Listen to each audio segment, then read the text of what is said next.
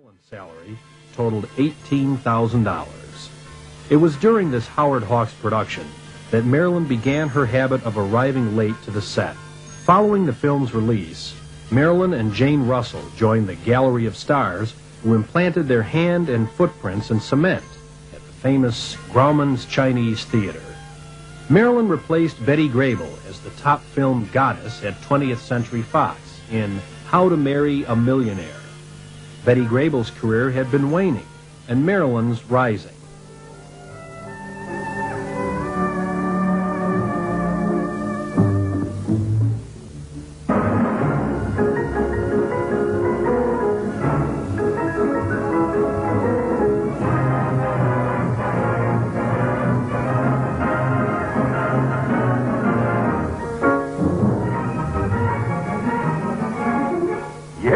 Just watch the fur fly as the most talked about girls in Hollywood go out loaded for big game.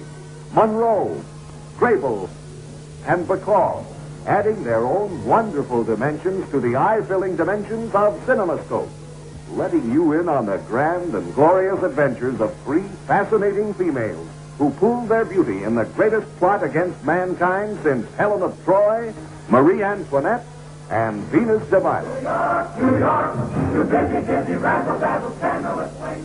New York. William Powell, the film's male lead, found Marilyn quite compelling, but somewhat unsettling to work beside. He could not help but draw comparisons to his lost love, Jean Harlow. The merry-go-round, New York. In Central Park. Possibly due to the novelty of the CinemaScope film process, which presented a film twice as wide as it is high, Marilyn was rushed into an outdoor adventure film, The River of No Return.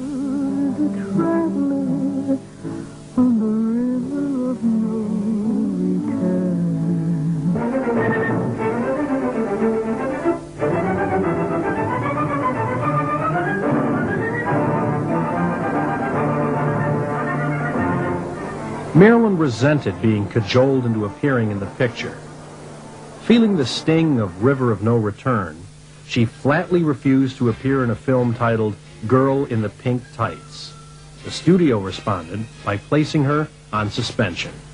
And Marilyn countered this move by marrying Joe DiMaggio on January 14, 1954. With the eyes of the world focused upon the honeymooners, they vacationed in Korea, where they were overwhelmed by the size of adoring crowds. Marilyn took time off from her honeymoon to entertain the American troops. With the favorable publicity Marilyn received in the media, from both her marriage to sports hero DiMaggio and from her goodwill performances in Korea, Fox Studios dropped her suspension and began yielding to Marilyn's requests. And we only got charmed in the end. Don't lose fancy. Diamonds are a girl's best friend.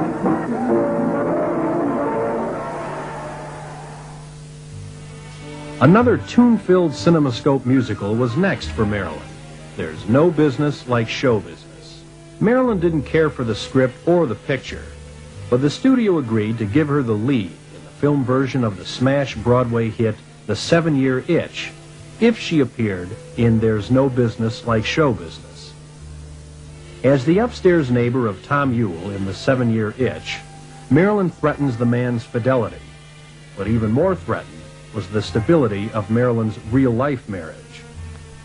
Joe DiMaggio resented the furor created when his wife appeared in the famous 7-Year Itch scene, where her dress is blown up by air rushing through a sidewalk grating.